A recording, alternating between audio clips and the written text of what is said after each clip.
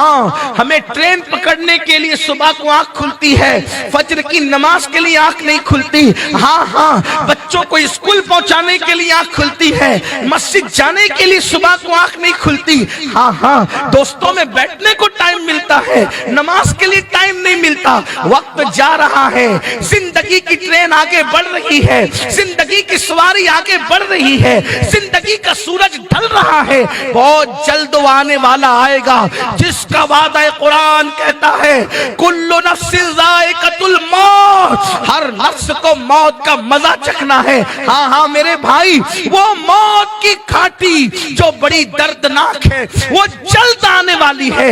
اتنی نادانی نہ کر، رات کی تاریکیوں میں موبائل پر زنا کے مناظر دیکھ کر اپنی آخرت کو تباہ نہ کر میرے بھائی۔ یہ تیری خوبصورت جوانی پر ترس آتا ہے، یہ تیرا خوبصورت سا چہرہ، یہ تیرا حسین سا چہرہ جس کو دیکھ کر پھولوں کی معصومیت یاد آتی ہے، جب یہ تیرے راتوں کے گناہوں کی وجہ سے جہنم کے اندر ڈالا جائے گا، جہنم کی آگ میں تجھے دہکایا جائے گا۔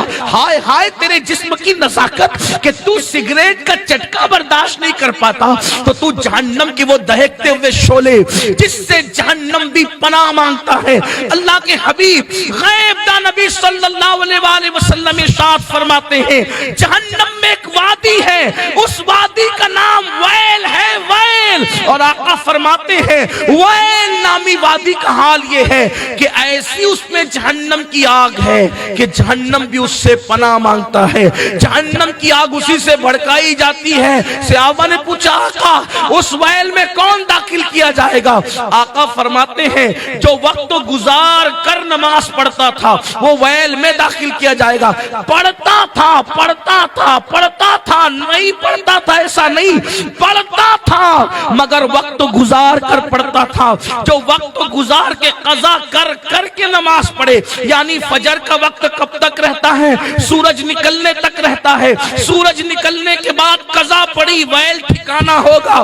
ظہر کا وقت کب تک رہتا ہے؟ عصر کے وقت آنے سے پہلے تک رہتا ہے، عصر کے بعد ظہر پڑھی تو ویل ٹھکانا ہوگا۔ نماز پڑھتا ہے وقت گزار کر پڑھتا ہے اس کا ٹھکانہ ویل ہوگا، اور جو نماز پڑھتا ہی نہیں اس کا ٹھکانہ کیا ہوگا؟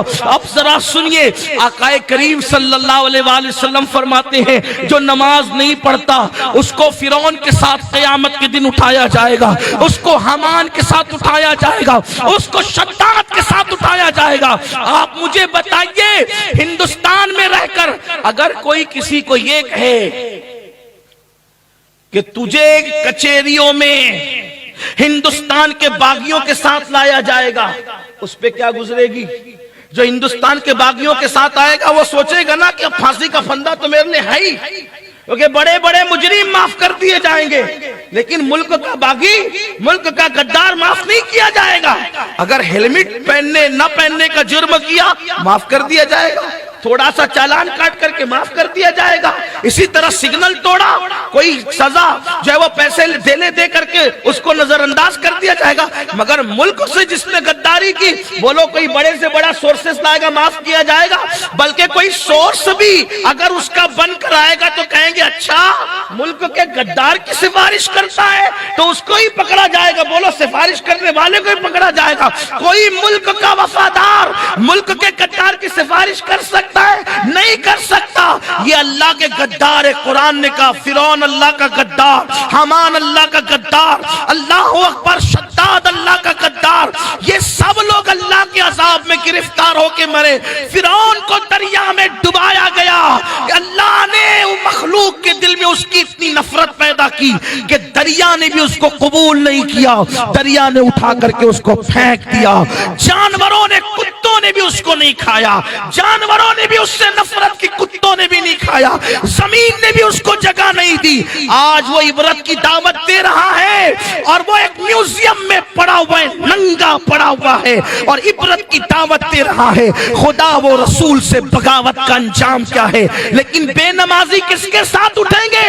اسی فرعون کے ساتھ جس کو کتوں نے تک منہ نہیں لگایا، جس کو دریا نے بھی اچھال کر باہر پھینک دیا، جس کو زمین نے بھی اپنے अपने सीने में पना नहीं दी। बताओ आज नमाज के लिए वक्त नहीं है, कयामत के दिन की रुसवाई कैसी, कयामत के दिन की तबाही कैसी। आज फजर में अगर 20 मिनट ज्यादा सो लोगे तो कौन सा तुम्हारा फायदा हो जाएगा, और अगर 20 मिनट पहले सुबह को उठ जाओगे तो तुम्हारा कौन सा नुकसान होगा। वल्लाह फजर की 20 मिनट की नींद छोड़ोगे कोई नुकसान नहीं, फायदा ही फायदा होगा, क्योंकि मेरे नबी ने फरमाया जो नमाज पढ़ता है अल्लाह उसके चेहरे को मुनव्वर करता है, जो फजर की नमाज में उठता है अल्लाह उसे दौलत से माला माल फरमाता है, जो मस्जिद की तरफ फजर में पैदल चल के जाता है कयामत के दिन अल्लाह उसको अर्श का साया अता फरमाएगा।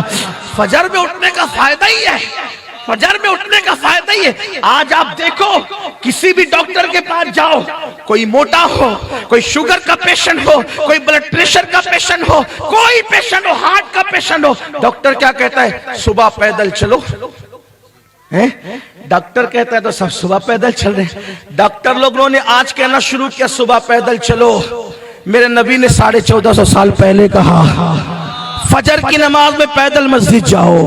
हुजूर चला रहे, हर नमाज में ऊंट पर आओ, घोड़े पर आओ, खच्चर पर आओ, सहाबा को कुछ नहीं कहा, लेकिन फजर में कहा पैदल मस्जिद आओ, फजर में कहा पैदल मस्जिद आओ।